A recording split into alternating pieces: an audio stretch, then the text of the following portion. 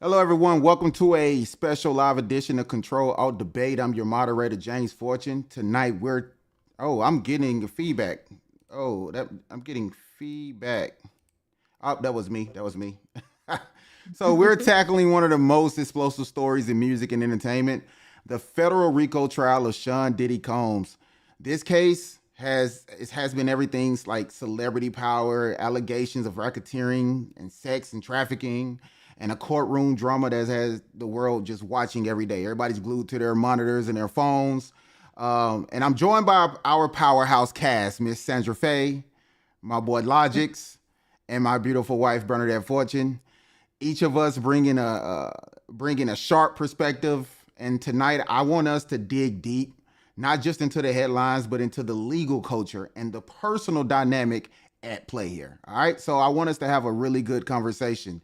So let's set the stage for our listeners who might be catching up and they might not be, ready for, what we're about to deliver, but we're going to really bring y'all the truth here. All right. So just a recap, a quick recap. The trial began with allegations that Diddy used his influence to coerce women into freak-offs. And that's going to be mentioned a lot tonight, freak-offs.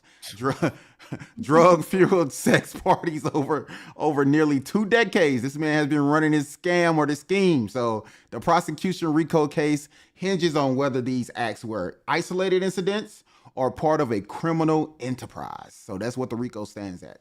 Testimony has included graphic allegations from Cassie Ventura and others, video evidence of violence and stories involving celebrities like Kid Cudi. The defense argues that these were consensual relationships rooted in jealousy, love, and money, not organized crime. Both sides agree this is a complex case, and the verdict could set a precedent for how we view power and accountability in the entertainment industry. All right. So again, you have me, James Fortune. We have Sandra Logix. I don't know if I'm pointing right, and my beautiful wife Bernadette. Thank you all for being here. I am going to guide us through each major day of the trial. So for each day, I'll throw out a recap, and then we'll kind of ask a few questions, and and go from there. So let's keep it real, keep it respectful, and don't be afraid to challenge each other, all right? Or me. Don't be afraid to challenge me either, all right? So, so real quick, y'all feeling good? Everybody's feeling good? Yes, sir. Awesome. Great. We in here. He's feeling amazing. Got you. All right. You got some libations. So real quick, I already have the question structured for who to get the first question. So answer the question. Feel free to, if you feel like you need to a rebuttal, please jump in. But I'm not going to let it get too crazy where the conversation get lost. All right. So gotcha. With that being said, day one, opening statements and everything, and first testimonies. That's kind of what we're we're going into. So the prosecution focused on 2 main accusers, which is Cassie Ventura and a person named Jane, alleging orchestrated the freak-offs as part of a criminal enterprise. Video evidence of Combs assaulting Cassie was shown to the jury. The defense admitted to domestic violence, but argued that this is about love and jealousy and money and not RICO. So Sandra, do you think the prosecution has made a compelling case that this rise to the level of RICO conspiracy, or does it feel more like an individual bad act? Well, the one thing that I'm confused about was the only person I'm seeing on trial is Diddy, right? Have they charged anybody else in this? Not from my understanding. I don't think there's anybody else being tried. How you get a RICO by yourself? That's what I'm wondering. Every RICO case I've heard of is a bunch of people getting charged. So this is the first RICO I've heard of where it's one individual doing a RICO by themselves. So that's the part that I'm confused of.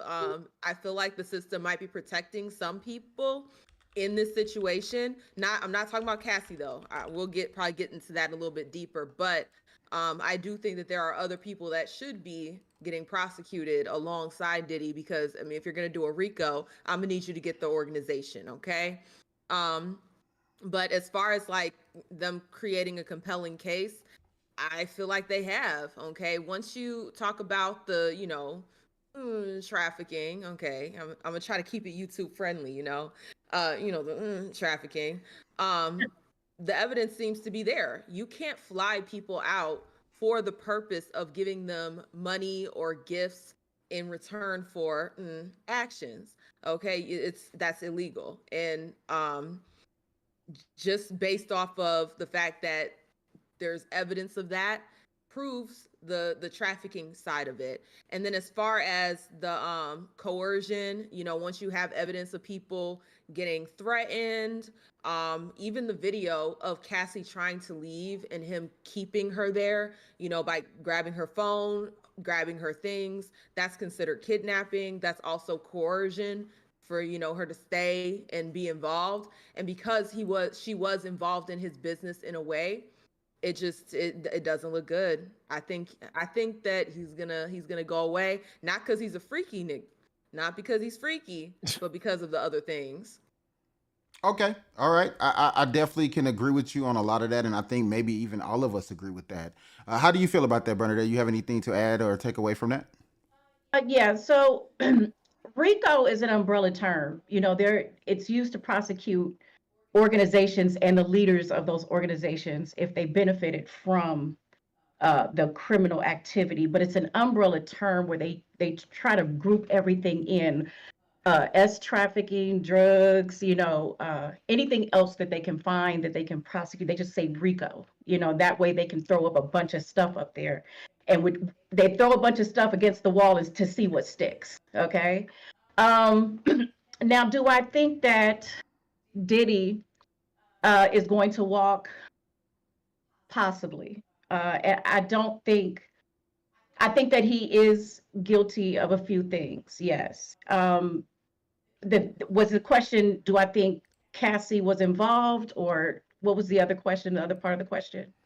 Oh, how do you feel about this overall, about the RICO and where it stands? I feel like the only reason he's up there on trial is because he went against the wrong people. Okay. I feel like this started amazingly after he went against a liquor company, and all of a sudden now these charges, because this has been going on for decades. Anybody that has followed Bad Boy and Diddy's story knows that these things have been going on since at least the 90s. Okay. So a lot of the stuff that he's doing is not something he just started doing. So a lot of people have known about his business ventures and the things that he's done. I think that the only reason that Diddy is sitting in that courtroom is because there are people on high that do not like what he did. He's getting too big for his britches, and they want to teach him a lesson. And this is a humiliation ritual. So okay, now we going back to the rituals and shit. So okay, I mean, it is what it is. I'm with you 1,000%. All right, so Logics, where do you draw the line between personal misconduct and I'm assuming what they call organized criminal activity under the law? So I guess in simpler terms, you basically saying like, where's the line between like he's doing something wrong on his own versus making it like an enterprise? That's what you're saying. Is that exactly like is this something that can be considered more of a personal situation or a criminal enterprise situation? Is where I'm headed to. I guess as far as we at now, that part I am still unsure of. Just like Sandra was saying, like, how is this a RICO and nobody else is being charged? But I think that I do think what she said and what I'm sorry, Bernadette. I'm sorry. Yeah, yes, Bernadette said they kind of go hand in hand, because she said, well, why isn't anybody being charged? My guess is that the motherfuckers told. And that's why he's there now. And to tie into what Bernadette said about him getting too big for his britches, I think that I don't know as much about the De Leon situation, but I think that just like R. Kelly, motherfuckers know what you've been doing for a long time.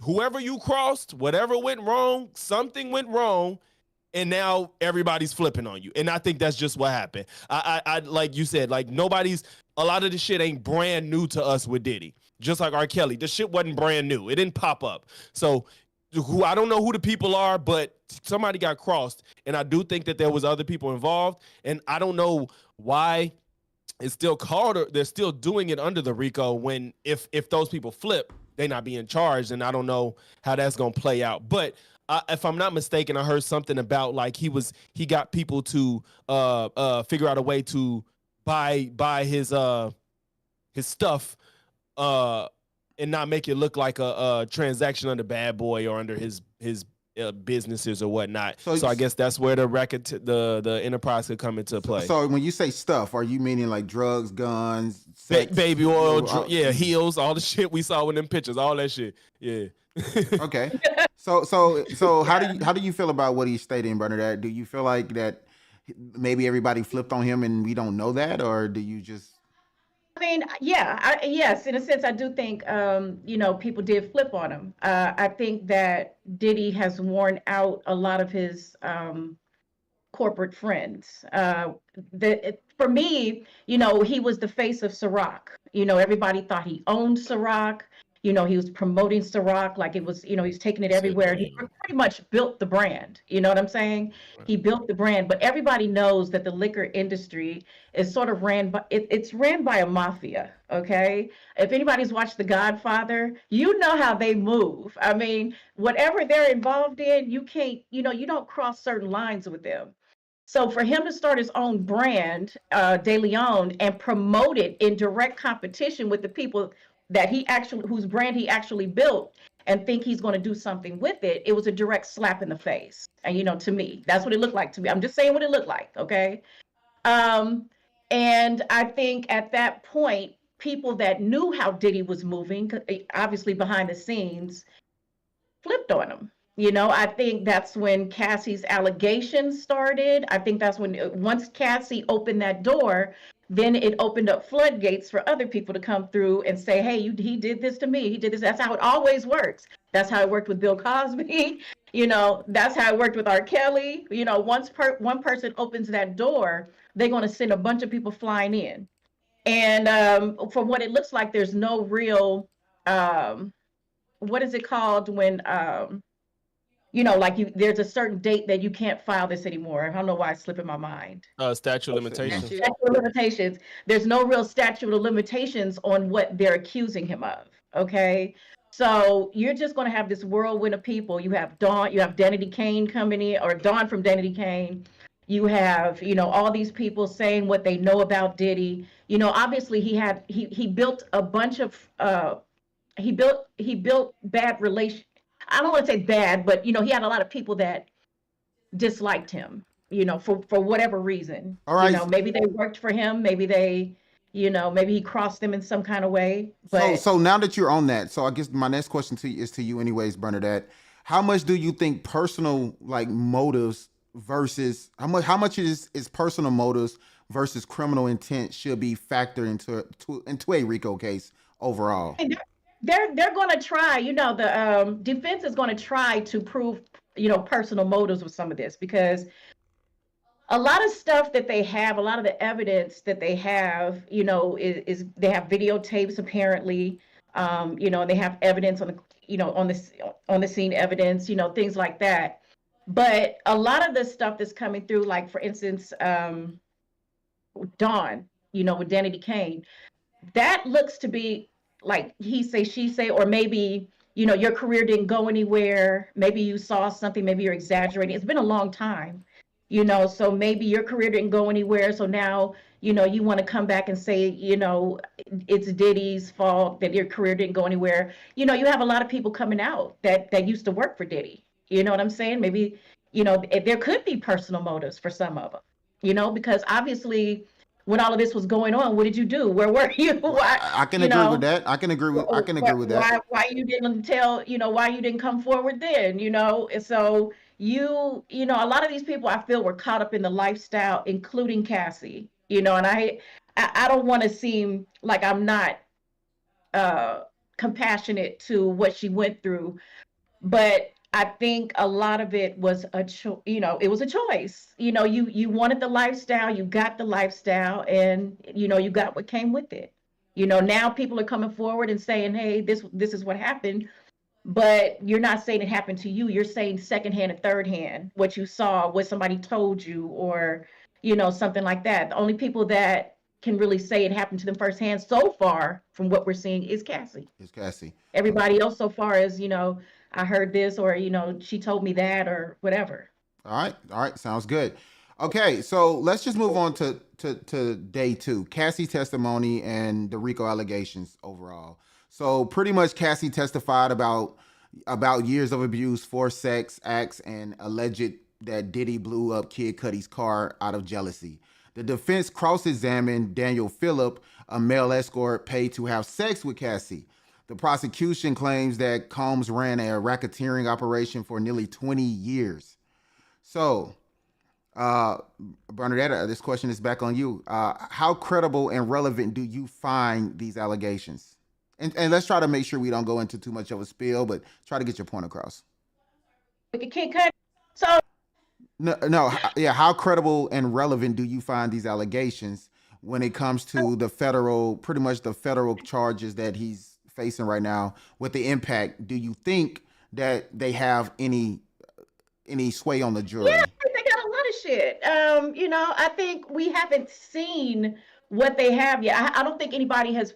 Cassie had to testify because she's, I feel because she's pregnant. They didn't want her to, be drawn out. She's about to have a baby, so I mean, they had to get her up there, and he wanted a speedy trial, so they had to let her go first because she's like 8 months pregnant or something like that. But I really don't think we've heard the gist of what the prosecution actually is going to throw out there. Okay. I think there's going to be a lot more evidence to show that there was some trafficking. I mean, we know about Young Miami. I mean, I think that came kind of later when they actually were raiding his homes, and there were the stories about Young Miami putting stuff on a plane, all of that stuff. So I feel like we haven't heard everything yet. That's all. I just feel like we haven't heard anything yet. Sandra, how do you feel about that? So as far as everything that's gone on so far, I feel like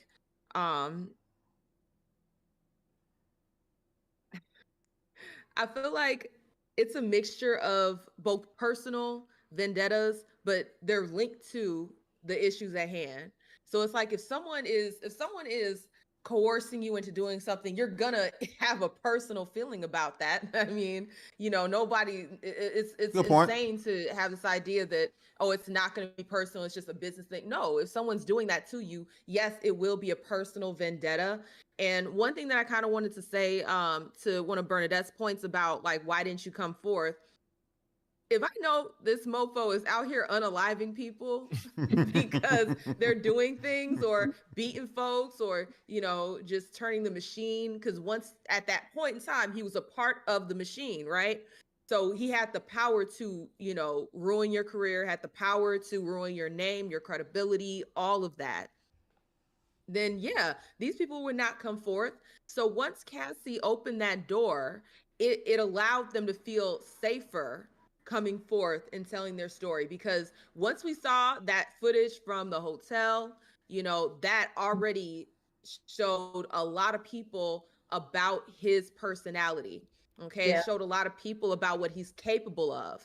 And so once that door is open, then people that felt afraid of Diddy felt like, okay, now I can come forth because I'll have some kind of security. I'll have some kind of backing, because if I tell my story, they can refer back to what they've already seen him do and be like, you know what? It is possible that what you're saying is true. So Sandra, I feel like, yeah. No, so just based off of what you just said, you said people didn't come forward because they was afraid of getting unalived. There hasn't been any real evidence that he has unalived anyone. So is this a assumption or, subjective approach, or are you linking this back to the Tupac and Biggie Smalls situation? Well, not just that, Kim Porter. There's a lot of talk about how she But it's just talk. So much, but here's the thing though.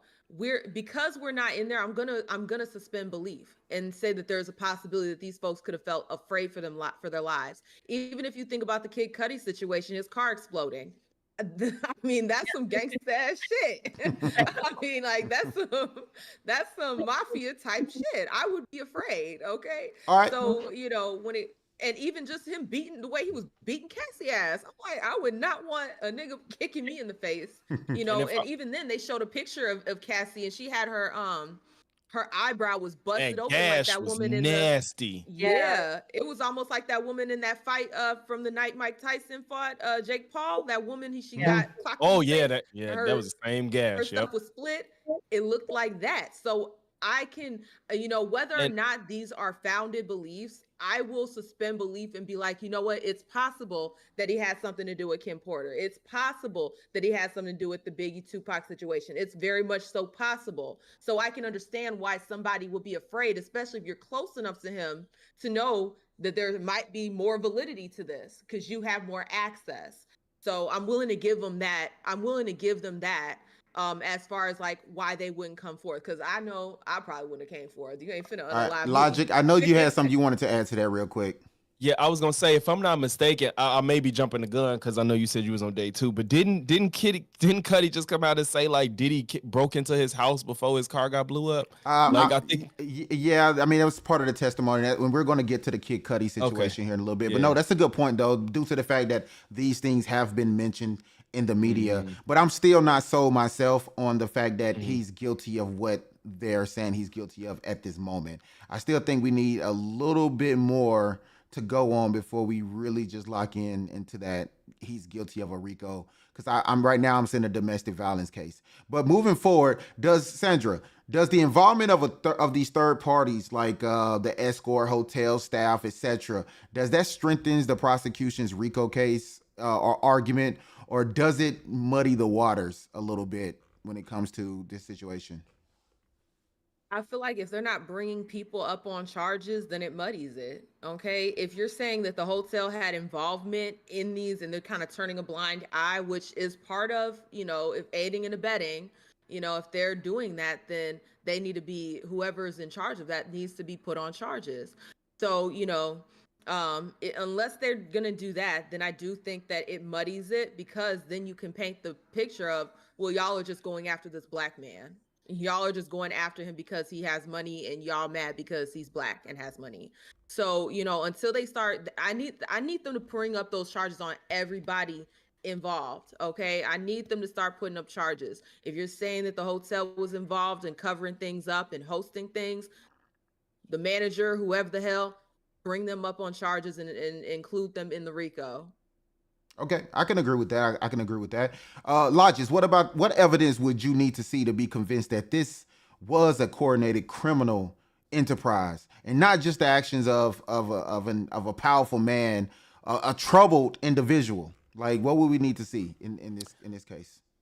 I can't. I can say what I need to see, but I just feel like a lot of judgment being passed after how many days we have? 5 maybe? No, we're on day 8. I think we're on day 8. Like they've been in court for 8 days. Okay, I think this is my day bad. 8 So yeah, 8 days. But yeah, so I mean, and they have 8 weeks set. So we could be seeing all these people testify that we mentioned it. You know what I'm saying? It's possible. I don't know. But for me, what I need to see personally to think that it actually is a enterprise is like people that worked for him saying that I did this. You know what I'm saying? Receipts for transactions underneath his businesses, stuff like that. So because we know Diddy's not walking into Target and buying 50 bottles of baby oil. So you know what I'm saying? So somebody's doing this shit for him, and they're not doing it without understanding why they're doing it. Also, this is minor, and I can't necessarily say it's an enterprise, but having guns with serial numbers scratched off is crazy to me. Hey, I don't see Diddy. I don't see Diddy himself. You know what I'm saying? Like that's just kind of crazy to me. There's people working with this, and like I said, depending on how vital they are to whatever he was doing, I don't know how much I care about them being charged if it gets him charged for making them do it. You know what I'm saying? I just have to know how much of a role they played before I could be like, yeah, all y'all go to jail. Because I do know. I'd rather him go to jail because them motherfuckers probably can't ever do it again, is if it gets him in jail. But if it's possible to charge them motherfuckers, do it too. Put them in there. No, jump in. Go ahead. Jump in there. Point into Sandra's point about, people doing things for Diddy. And, Sandra brought up that people were afraid. You know what I'm saying? People were afraid for their lives. I mean, this has been something that's been going around since the 90s, that Diddy was this powerful guy that will have you unalived. if you crossed him. And that was a well-known reputation. And as a matter of fact, I was just listening to one of his assistants that came out today and was basically stating how he was going around buying baby oil. He was like a cleanup person. Like not only was he an assistant, but he was going around buying baby oil on the on a corporate card, because each of them had a card. He was buying a lot of the stuff for the freak offs, the whatever, and then he was cleaning up afterwards. Okay, because he's, according to him, working for Diddy was like the Harvard of this entertainment shit. So if you come from a humble background and you work your way up and then you end up working for Diddy, this is like the ultimate, work experience. You're going places if you work for Diddy. So that's how he felt. So he was willing to do anything. He was willing to, clean up, buy things, make phone calls, whatever. But he said the buck stopped with him when he couldn't live with himself after the things that he saw in terms of Cassie. How he was treating Cassie, how he was beating on her and all this kind of stuff. So that was something that came up with one of his assistants. But how many people say that? Diddy had Making the Band. We all saw Making the Band. We all saw how he treated his assistants. We all saw how he, it was right there on camera, how he treated his talent. But the assistant also said before you go into your whole runoff, we got to make sure we keep it. No, I do agree with what you're saying. There is a lot of evidence here that will point to him being guilty of a lot of stuff, but just being a mean ass person is not a crime, right? Yeah, maybe some civil stuff, but not prison time or RICO. So we do have some had drugs in them. Where do we get the drugs from? I mean, they said they were flying Ciroc bottles with liquid cocaine, in the Ciroc bottle. So I believe all of this is going to come out. Listen, it could very much so come out. That's why I only want to focus on the stuff we're talked about in court and not the stuff that we hope that they talk about in court, right? So we do have some free Diddy supporters in the chat, which free Diddy. Hey, free Diddy. If you believe this man is innocent. It's just funny. It's just funny. Hey, I'm just stating. Listen, I know. Yeah, everybody is innocent until proven guilty. He has been charged, but he has not been prosecuted. Big difference. If this, let me ask all of y'all this real quick before we move on. If the verdict come back that Diddy is innocent, even after you hear everything that you think you're going to hear about the Ciroc bottles and the liquid ice or the prostitution and the flying and all of it, would you still look at him as a guilty criminal or just a freaky ass nigga? Just want to know that. I can't look at him the same after what I saw he did to Cassie, and that's a crime. But technically, it's statute of limitations passed. True, but I'm saying, okay, if we're going to be totally honest, just the honesty of the question, it's simple, yes or no. Would you look at him as a criminal or not? If he got off, if the verdict came back not guilty, would you still look at him as a criminal as they're painting him to be now? Not a villain, not a mean person, not a domestic violence, but a criminal. That's why I answered the way I did. He's still a criminal because he did commit a crime on camera, but he couldn't be found guilty of it. That's why I say that. Okay. But as far as everything else, I would probably just let it go. He's just a freaky ass nigga after that. Okay. All right. What about you, Sandra? I would still see him as a criminal. Okay. I don't care if he gets off or not. The same way I still see Zimmerman as a criminal. Okay. I refuse to allow stuff like that to roll off the chin. He'll just be a free criminal, just like a lot of these politicians are criminals, but they get to walk around free.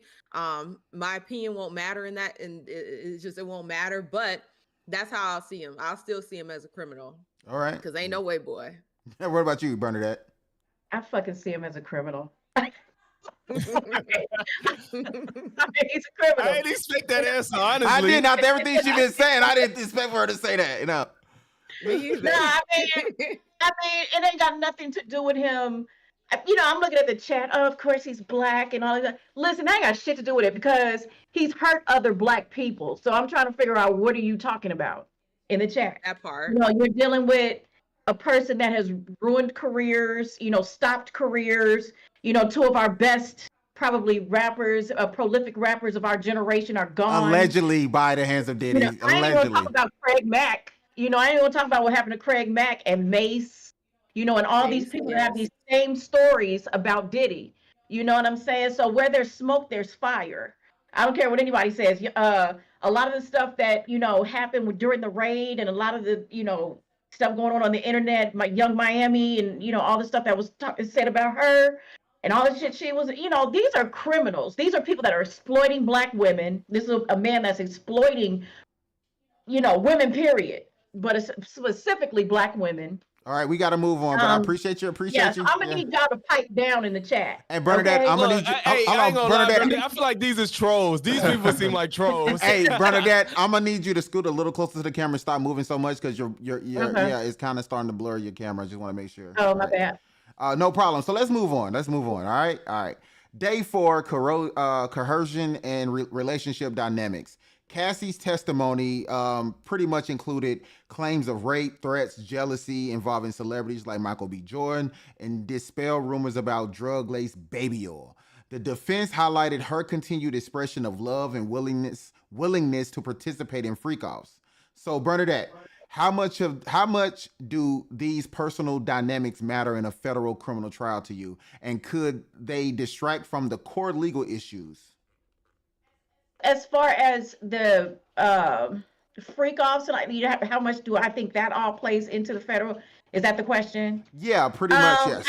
I don't think it does. I think what comes in is were drugs administered, at these freak offs unwillingly, by to the participants, or were the participants willing participants? It's not just about having a freak off. Were these people videotaped without their knowledge? Were they drugged? Were they, R-worded? That type of thing. That's what plays into it. Okay, because people are saying, oh, he's just a freaky ass dude. No, well, yeah, but that's not all of it. I mean, sperm on the titties is a bit freaky, it's a bit freaky. So now that we're speaking about the freak offs, right? It kind of makes a lot more sense when Young Miami come out and say she doesn't mind being peed on. I mean, it aligns with Cassie's story, right? I mean, she came out and openly said this on her show that Diddy gave her, Coercion, and said, I don't mind being peed on. She's a freak like that. Well, this kind of starts to build. She said she liked it. Yeah, she said she liked it.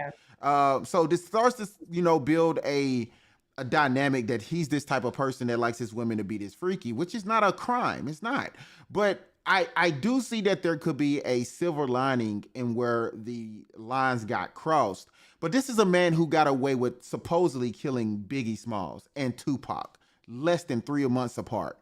And he's going to go to jail for being a freak? I mean, sometimes you fall, your fall from grace is not the fall that you expect. It may be something like this. I don't think he's not going to jail for being a freak. Like I do think this is, like I said, this is an 8-week trial. And they're laying down the foundation for his pattern of behavior. I can agree. I know that they're not using the video as any evidence. We can X the video. They show photos of Cassie fucked up. It's probably no other explanation for why she's fucked up. We see all the shit he has. Even for people that like sex, that's not fucking normal. So, and then you got the escorts coming in saying all these men and with the Punisher and shit. Like these motherfuckers then came and wore out Diddy and wore out Cassie and shit. And it's like the fact he's getting charged with prostitution, soliciting prostitution and then transporting them for it. I think that's signed and sealed at this point. If I'm not mistaken, that part is done. I think the only part that's sus is the RICO part. You know what I'm saying? So that's the part I'm still like, when we gonna get to other people contributing to this happening? No, I totally agree. Because the sex workers themselves aren't the ones. And then I don't know if Cassie has immunity or what or not, but she probably. Yeah, and I don't know how that plays out if she can prove that she was being coerced or not. So that's a whole different situation. But I mean, to be honest, I think people are they're slipping and sliding in the baby oil, and they're forgetting what's happening. That he's being charged for transporting prostitutes, which has been laid out, and we're only on day 8, as y'all said. All right, so we got AJ Parker here said, "Man is facing life, and y'all proof is some YouTube videos. This is nuts." So who had proof of YouTube? YouTube videos are covering the trial. He's shadow boxing. He's shadow Yeah. boxing. That's what I'm saying. Like nobody said. Okay, to be fair, I'm not saying y'all got y'all info from YouTube videos, but it's because y'all keep throwing out Biggie, Pac, and Kim Porter when there's no proof of that. Yes. Now I don't know why he's saying it's YouTube videos, but there's no proof of those things. But y'all using them. I said allegedly. I said allegedly. Yeah, so, yeah. That's I do think I agree. I think all that shit is weird, but I just won't make that claim. But I do think it's a lot of weird shit around Diddy. So. Yeah, I agree. Well, the reason why I brought that up, is to that point of being afraid for your life. Because if I'm thinking that that's a possibility, and there's a lot of other people that believe that that was a possibility as well, then he becomes a boogeyman, right? So that would speak to that idea that he's somebody to be feared. So it's not to say that he definitely did that shit. I don't know, but if a lot of people are walking around thinking that he did, then what type of image does that create for him? Yeah, because you would think he would be trying to fight that. Right. Yeah, he's not. It's like he's never strayed away from that shit. Position. Exactly. He embraced it and loved being thought of like that, because then you wouldn't cross. So a lot of people wouldn't cross them. So Sandra, what challenges do you think the prosecution face in proving coercion and criminal intent when the relationship was clearly complex? Like, you think it's going to be hard for them to prove that? Good question. I feel like it does become very difficult because you're dealing with DV as well. Because like oftentimes, and this is the part that gets under my skin the most, is that you got a lot of people out here loud and proud and wrong, because they have no understanding of psychology. They have no understanding of domestic violence victims. They have no understanding of age gap and how that affects, or power dynamics. They don't understand any of it. And they're like, well, Cassie, she liked it, because they see text messages because of her, saying that she likes to do things, or saying this, that, and the third. But it's just like, Stockholm syndrome is a real thing. So being abused can cause you to. So you believe this could be a part of some psychological, malfunction in her ability to make choices, since she's been under this, this situation for so long? Absolutely. Absolutely. Think about it like this. She came into the game when she was 19. She was a baby. Okay. She was 19 years old, and she started off dating somebody that was much older than her and introducing her to different things.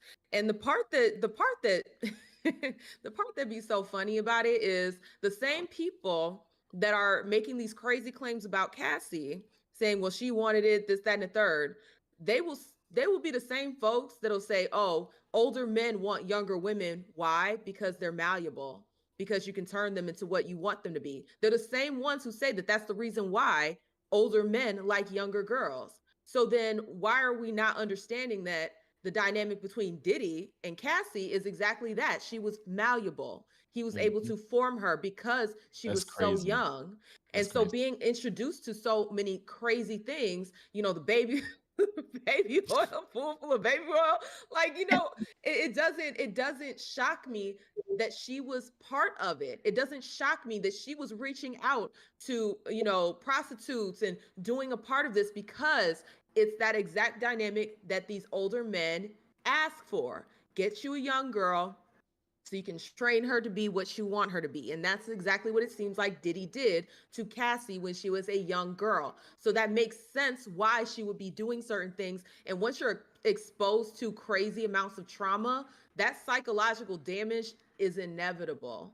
Okay, that psychological damage is inevitable. So of course you're going to see text messages going back and forth because of the cognitive dissonance. It's like, in one hand, you're like, I know that this is wrong and something's wrong here. But in the other hand, you're in love with this person. You trust this person. You want to please this person. You want to make them happy. And so, yes, you're going to see text messages speaking to both points, but that doesn't mean that she was, inherently just wanting to be in the freak offs and she wanted everything and all of that. Just insane to me. All right, thank you for that. It was very, very enlightened, statement that you made. And again, I know we've talked about these things ourselves in the past about older men dating younger women, but again, I don't always think that it's out as it comes off as every girl is malleable, or at that point, it's one of those situations where everybody is in it for a negative outcome to control women or to mold them into what they want to be. But I do think you made some great points there. So with that being said, Logix, how do you weigh consent versus coercion in a long-term relationship, especially when, fame and power is involved, at that point? I mean, I think some people forget that consent can be revoked at any time. Like, I think a lot of people forget that. They be like, we together, we in a relationship, you was down in, you ain't, you always gonna be that shit don't work like that. It just can't. And it's something that could be hard to prove. You know what I'm saying? Like, this people, like she said, they was talking about them texts with Cassie. Like, if anybody has took the time to watch like murder docs and shit, and people that are part of cults and have been kidnapped as children, these people go out with these people and hold their hand and shop with them and laugh with them and kick it with them, but they're still trapped with this person. And they don't it's hard to rationalize if you've never been through it, but it fucking happens. So it's just kind of like this level of ignorance and hubris at the same time to act like people just can't be in situations where they have very little control. And I think that when people hear that you're 18, you're an adult, they think like, shit, your decisions, whatever the fuck you had, whatever you did, that's on you. In a sense, yes. But when you got somebody that's 17 to 19 years your senior, leading and in Hollywood or the music world, shit, Cassie stood no chance. I mean, and then to be fair, Cassie wasn't gonna be a big artist. So somebody that's like thirsty for it, and that you probably not gonna be Beyonce, you gonna put up with some shit. And I don't know where that line gets drawn of Cassie wanted to do it or she was put in a position to where she thought she wanted it or had to feign wanting it. I don't, it's hard I don't know, but I think that if we just look at from the start of her career to where she ended up, I don't think it's unreasonable to just think that Cassie was taken advantage of. It's just, I don't think it was mostly Even if you look consent. at her contract. Hold on, Even Sandra. if you look at her contract, 10 albums? Yeah, hold on, Sandra. And no, y'all made some great points. Y'all definitely made some great points. And Cassie bad too. That's why. Shit. Yeah, Let her go. All right, so we got to keep it moving because I know we on a time constraint with Logix tonight. So Bernadette, I'm gonna give you a quick second to chime in on this and give us your perspective on this as well. How do you feel? When is this consent or coercion? It's like 7:45, bro. Sorry, 7:45. All right.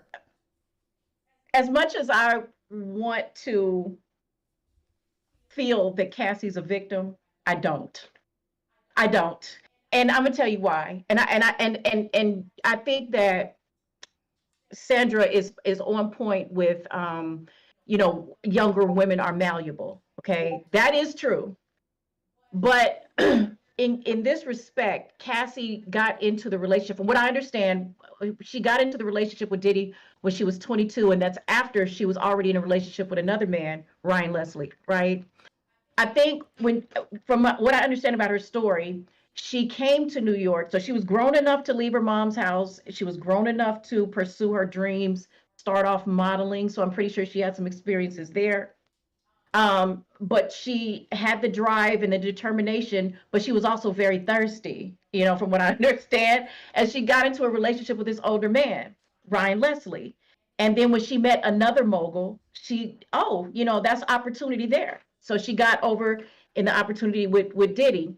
But from what I also understand, Diddy wasn't the only one either. And she was trying to socially climb, which a lot of younger women do, which is, when you're young and you're in pursuit of something, sometimes that happens. I'm not going to judge her for that, but I am going to say I don't think she wanted to give up her lifestyle. I think when people throw around the word Stockholm syndrome, you have to understand a lot of those situations, and even the first one, Patty, or the one that they always cite, Patty Hearst, right? Patty Hearst was kidnapped by SLA, I think it was called, the Lebanese army, and she ended up, they ended up brainwashing her with their ideology. They were like a cult, and basically they brainwashed her, and she ended up fighting for their side. You know, Cassie wasn't kidnapped.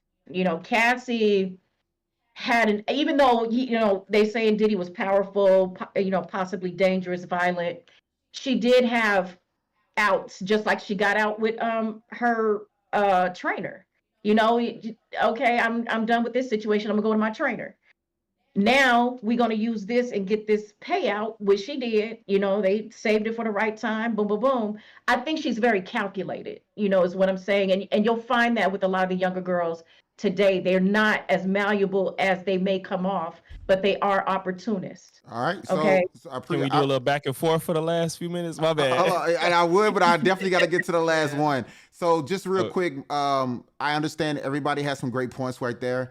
But again, this is why these conversations, these debates are very important, because not everybody sees this trial the same way. Not everybody agrees that this is Diddy's fault wholeheartedly. Or Cassie might play a role, she might not. She could have been dealing with Stockholms. So there's a lot of subjective ideology, reason why debates and channels like this needs to happen, so we can actually understand that there's multiple perspectives, and it doesn't have to cause separation. It just needs to create a foundation for equal understanding. So based on that, let's just get to day 5 and we'll keep it moving, and we'll try to finish it off real quick. Day 5, emotional testimony, settlements, and evidence. So pretty much Cassie broke down saying that she'd give back the $20 million. Damn, I didn't know she said that. I wrote this and even know I wrote that. Damn. Give back the $20 million. Shit. What? Hold on. She'll give it back if it meant never. Yeah, she said she'll give it back if it meant it never having to participate in freak offs. Well, you're not going to have to participate in them anymore, so just give the money back, right? Yeah. Well, that's not fair. That ain't fair. That's not what she meant. No, that ain't fair. Special Agent Yasin Binda testified about finding baby oil and drugs during Combs' arrest. Don Richard described witnessing Combs attack Cassie in 2009. So real quick logic, how should the court balance emotional testimony with strict legal standards of evidence? Whew, I know, man. That's why I never want to be on a jury on no cases like this, because that shit tough.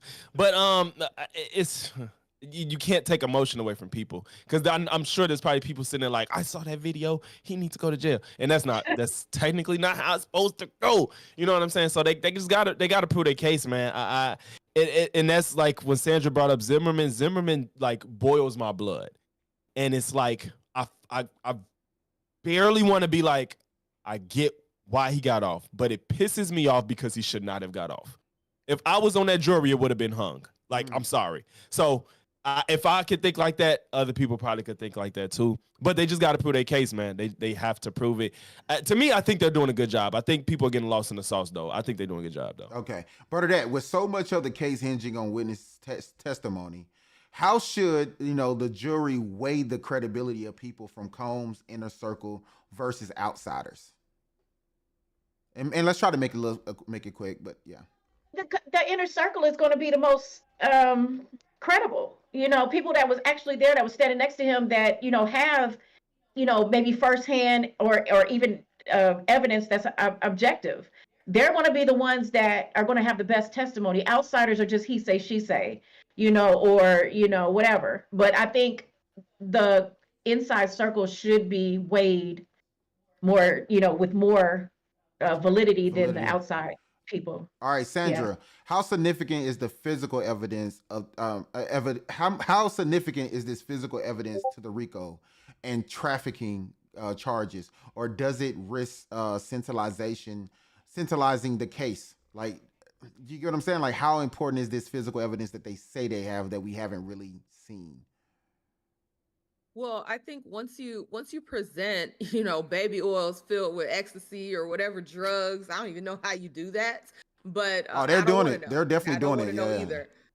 But, once you present evidence that shows that drugs were involved, especially in those quantities, then I do think it helps the case as far as like, like I said, it helps the case for a criminal organization because there's no way Diddy's doing all of that on his own. He is not the one going and getting these products. So it's like that helps it, but it only helps it so far because they're not charging anybody else, or at least they're waiting to charge people. I don't know.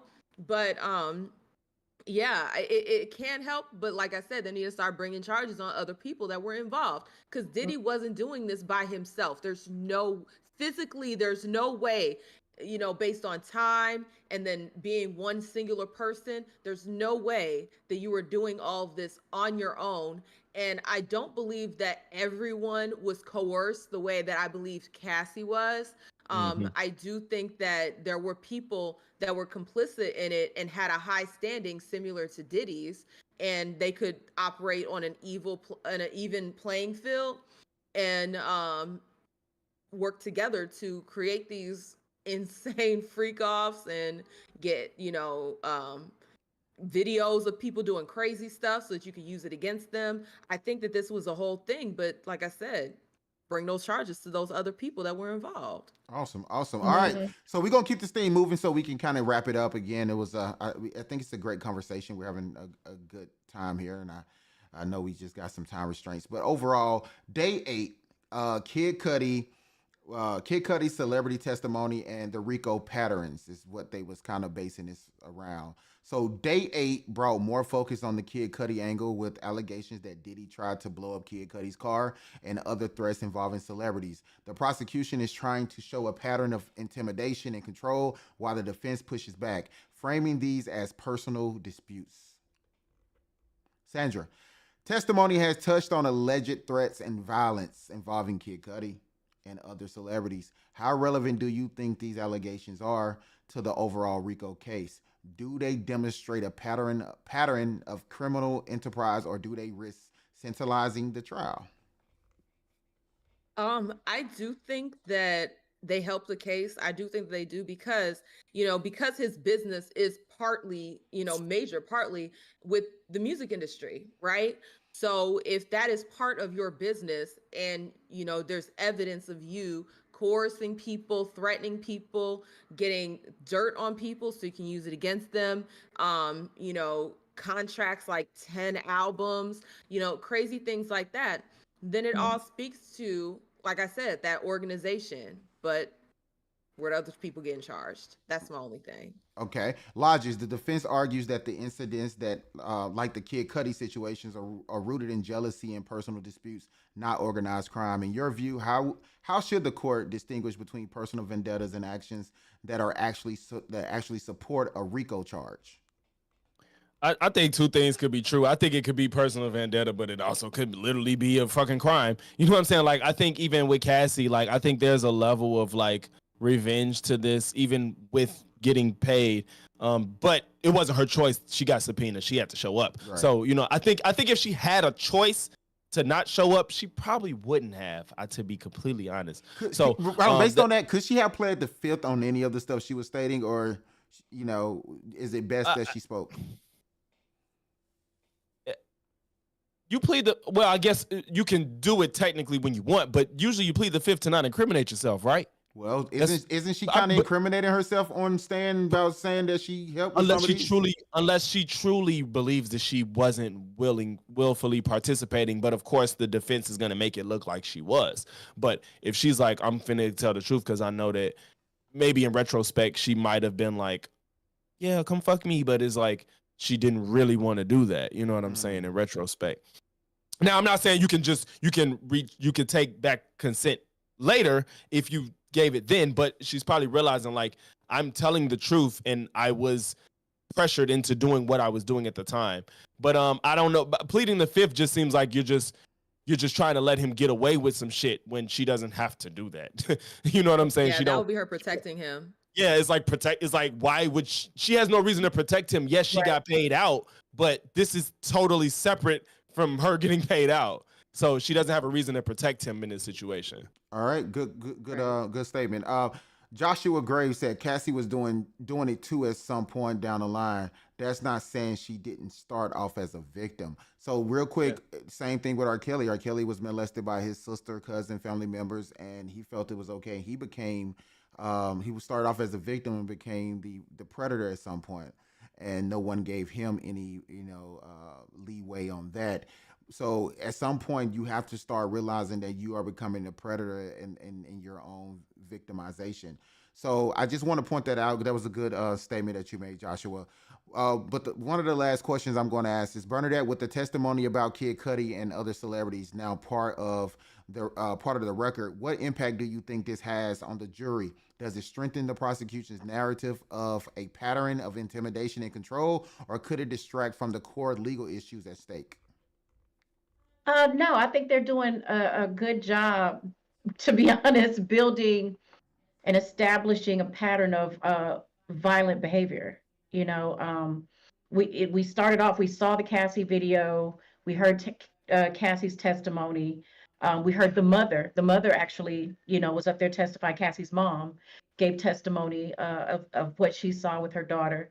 So they're laying the foundation to show that this is an insane person, somebody that doesn't live by the law. He's not, treating people well. And so once they do that, then I believe that they're going to start establishing more of the RICO evidence. I think that's where we're going to go with this. So I think they're doing a good job laying their foundation. But like I said, we're only on the third witness. Yeah, I think it is. So, I think we have a lot more to hear before you will hear, what he was really doing with those planes, or, the trafficking part, the drugs. I think we're going to get there, but they have to establish his personality and his character first. And I think that's what they're doing. awesome. That's a good take. So let's open it up. Where do you all stand on the strength of the prosecution's RICO case overall versus the defense arguments about personal motives and relationships? What do you think the jury would struggle with most? And finally, what does this trial say about how we hold powerful figures accountable in today's society? Who's going first? Yeah. Whoever, please, by all means, jump in. Okay, I was gonna say, Yeah. I think the biggest hurdle the prosecution is gonna face. I'm just like I said, it's still early, so we don't know. But it's just like I'm not seeing the other people's involvement, especially with no charges on other people. That's the biggest thing. But I think they laid out the what is it, the prostitution across state lines or some Yes. shit. Mhm. Transportation for purposes of prostitution, sex trafficking by force. We're gonna have to see more for sex trafficking by force, because the transportation for purpose of prostitution, I think that's been clear. Sex trafficking by force, fraud is gonna take a little bit more. Cassie, I haven't seen anything that definitively makes me feel like, yes, he forced Cassie into everything. The beating her, though, we saw the bruises outside of not the video. She's gotten paid for that. She's gotten paid for that. So No. The video is unrelated to the bruises she had. So Yeah, separate incidents. yeah, so that's good evidence for being in a situation. Because I'm gonna wrap it up real quick. no, you're fine. People are saying that Cassie, she was there, she wanted it, blah blah blah. She was part. I don't know if there's a world where you can say that somebody that's getting beaten wants it. And I'm not talking about BDSM. Beaten and gashed and bruised and lumps and stitches. I don't know if anybody wants that. And it's hard for me to believe anybody that's seriously saying that Cassie participated willfully in most of it while having a gash on her eye. I just don't believe that whatsoever. Okay, all right. Now I'm not taking up for anybody, but I just want to point out real quick two things. How is it a crime? How is it a crime if I'm flying someone out to me for them to have sexual interactions with me? If they are providing me sexual services, it's no different than someone in the porn industry flying someone out to do a porn scene. I mean, maybe it's the difference. Maybe I don't know. Hello, Sandra. I see you ready to go in. But and the next thing for me is also is that there's people out here with some freaky type sexual, situations that I can't even fathom. So I don't know if she likes to get her ass beat where she's bloody and like to spit on people with blood, or like, I don't know. I don't know what her situation is, but for that to have happened and there was no gun to your head, there was no one locking you in rooms like R. Kelly was doing. You can't leave. You can't call your family member. You can't see your friends. That is hard for me to believe that she was stuck under some Stockholm syndrome and did not leave because she couldn't. So that's just my stance on that. But go ahead, Sandra and Bernadette. So do you want to go Well, Okay. yeah. I'll make it real brief though. With what you said about what's the difference with prawn versus this. The difference is for the purposes of filming, something to send out to the people, because porn in a general sense is not illegal. So that's the difference. If you have the intent to film it and put it out there publicly for consumption on like X videos or whatever porn site, And they're both getting I don't know. paid typically. Yeah, so it's that's what makes it different. And it is a fine line, right? It is a fine line, but the line is there. Okay. Now you could say, well, they were filming it, but was it for the purposes of release? Is there a contract in place for that? Porn videos, most of the time, like, they're going to have a contract that is legally binding for that piece of work, right? They're going to have a pay stub, right? It's going to be on the books. So unless it's like, amateur, but that's where the difference would be. Okay, Bernadette, how you want to close this out? I just think that the public perception of Diddy was already there. I think with Jaguar Wright and a lot of these influencers coming forward, saying what they know and all of this before any of this even got started, there was a lot of predictive programming going on. So I think we already had this vision in our mind of how Diddy was. So that is going to play to the prosecution and everybody's public perception of Diddy, especially him being a black man being prosecuted. And then you have people like Harvey Weinstein. You have all these people all over the film industry that have been known to be doing these things for years, even in the rock industry. I mean, we've had groupies, we've had underage girls, we've had drugs, all of these things for decades, right? But now we're seeing somebody go on trial. It happens to be a black man. So there's going to be a lot of torn opinions, you know. But I do think that, like I said, I think the prosecution is doing a great job laying the foundation for their side. The defense is also painting him out to be a good person. They're trying, you know what I'm saying? They're trying. I've been paying attention to them too. So the truth is always somewhere in the middle, right? Because you have a lot of eyewitness things. So long story short, I just think Cassie, in the situation with Cassie, I don't think that she was necessarily trapped into doing what she was doing.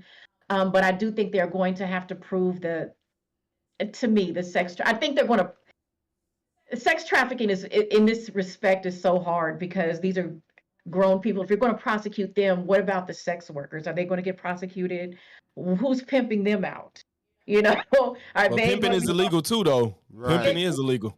And that's So- part. And so that's are they normally gonna- that's normally part of sex trafficking. The person who's doing the sex trafficking has the prostitutes who's sending Yeah, them. that's why Yeah. I said I'm it's hard to. I'm not sold on the coercion of the sex trafficking. The That's sex where I trafficking. need to see. Yeah. Right. You would have to show me that there were in fact people there against their will. They were drugged, and they were taken advantage of when they were, not conscious, and all these things that we've heard.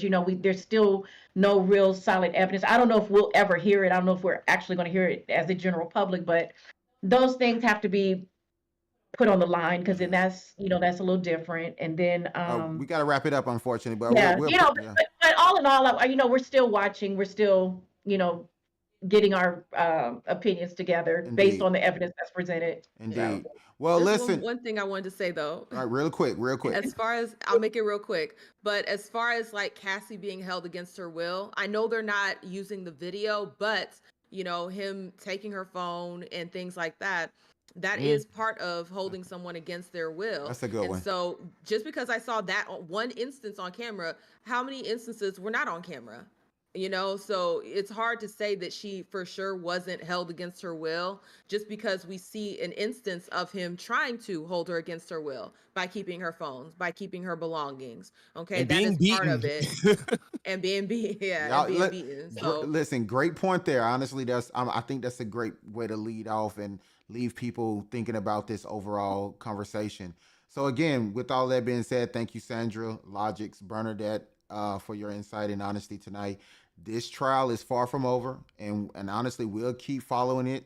This is a good segue if we want to start covering this conversation individually. We can meet up again and have a deeper discussion as it moves forward in the trial.